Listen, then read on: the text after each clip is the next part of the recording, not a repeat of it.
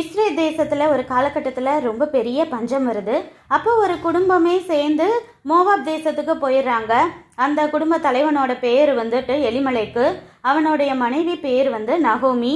அவங்களுக்கு 2 பசங்க, மக்லோன், கிலியோன். அப்போ அந்த 2 பசங்களும் அங்கே இருக்கும்போது அவங்க அப்பா இறந்துடுறாங்க.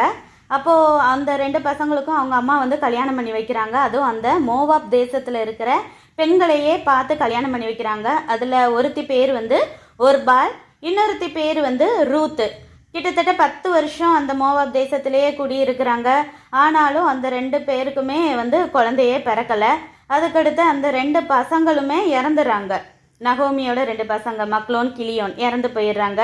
அப்போது இஸ்ரேல் தேசத்தில் திரும்பவும் நல்ல செழிப்பாக மாறிடுச்சு, ஆகாரம் நல்லா கிடைக்கிது அப்படின்னு சொன்னோன்னே இந்த தேசத்துல இருந்து புறப்பட்டு நம்ம ஊருக்கே போவோம்னு சொல்லிட்டு நகோமி முடிவு பண்ணுறாங்க.